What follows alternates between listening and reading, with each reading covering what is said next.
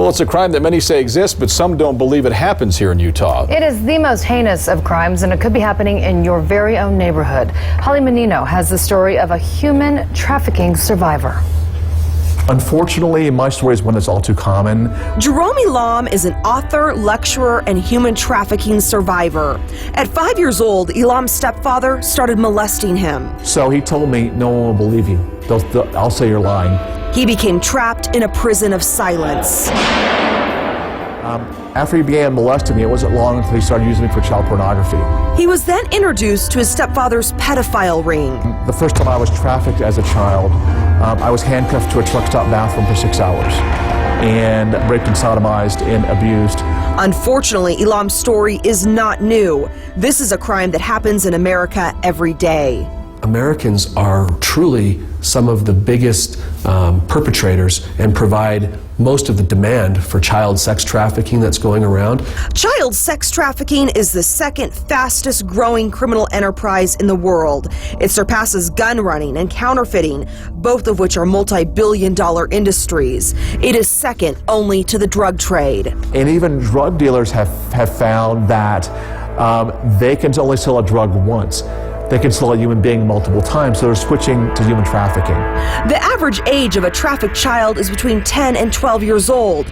It's a crime that steals the innocence of children, leaving a shell behind, if not killing them. Only perhaps 10% of those who are stuck in the life of being trafficked will ever get out alive. Since taking office, Utah Attorney General Sean Reyes has been very visual in his quest to fight human trafficking. Last October, Reyes joined Operation Underground Railroad on a sting in Colombia, where they rescued 120 children from the sex trade. And I wanted to, if you would, look and face evil just up close and see what it looks like. It was Reyes who asked Elam to come to Utah. So it was critical for me, meeting with people like Jerome. They're heroes to me, and they inspire me. And from a very practical standpoint, they can help our office, the Attorney General, be a better servant to the people of the state of Utah. Elam shared some of the tactics traffickers use and shed new light on the dark web, a series of non-index sites that can only be accessed through an encrypted browser.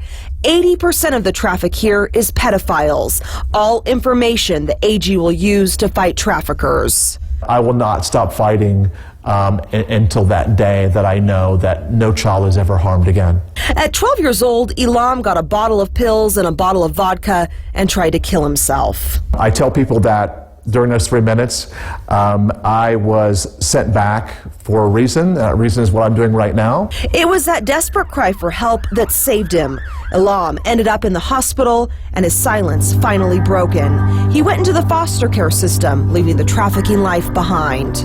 I'll never know the experience of being a child laying in a field of grass, looking up at the clouds, imagining shapes. But I can fight so that every child has that right. Today, he finds happiness in the childhood he's watching his children live and the determination to fight against the very thing that robbed him of his own. Well, quite an inspirational story. Elam grew up in the South, now lives on the East Coast. He travels around the country now telling his story. And for more information on human trafficking and the resources out there available, visit our website at KUTV.com.